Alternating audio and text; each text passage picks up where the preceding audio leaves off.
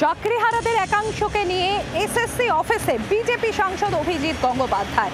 যদিও এসএসসি চেয়ারম্যানের সঙ্গে দেখা হয়নি তার, এবং আগামীকাল আবারও এসএসসি অফিস যার হুঁশিয়ারি বিজেপি সাংসদ অভিজিৎ গঙ্গোপাধ্যায়।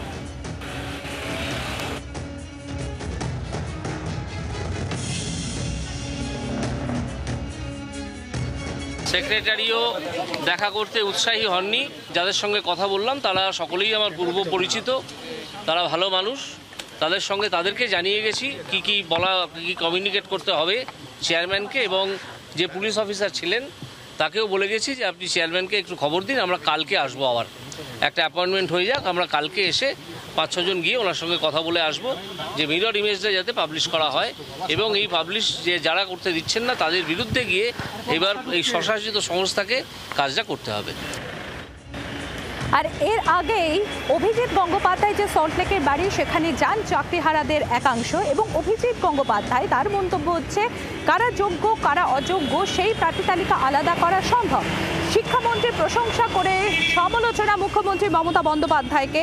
তিনি বলেন যে মমতা বন্দ্যোপাধ্যায়ের রাজনীতির জন্যই এই অবস্থা।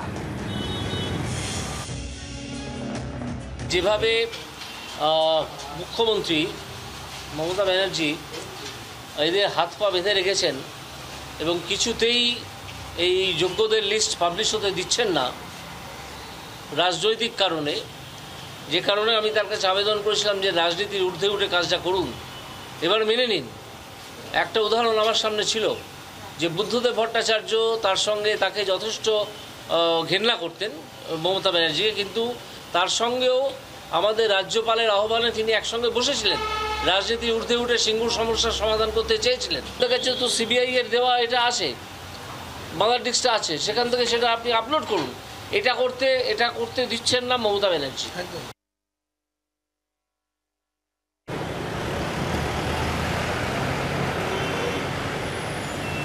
এদিকে অভিজিৎ গঙ্গোপাধ্যায়কে পাল্টা নিশানা শিক্ষামন্ত্রী ব্রাত্য বসুর।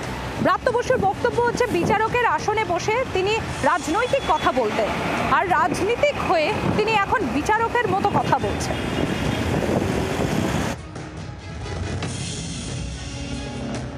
অভিজিৎ গাঙ্গুলি তিনি যখন জাস্টিস ছিলেন তখন তিনি অনেকটা পলিটিশিয়ানদের মতো কথা বলতেন, আর যখন উনি সাংসদ হলেন, রাজনীতিবিদ হলেন, তখন উনি বিচারপতির মতো করে কথা বলছেন। যে উনি একসময় চেষ্টা করেছিলেন বা ভালোবাসেন থিয়েটারে অ্যাক্টর হওয়া।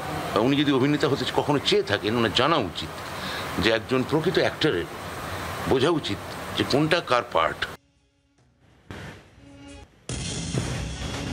পাল্টা অভিজিৎ গঙ্গোপাধ্যায় তিনি কি বলছেন শোনাই আপনাদের। প্রাত্যবাবু একজন অত্যন্ত ভদ্র মানুষ,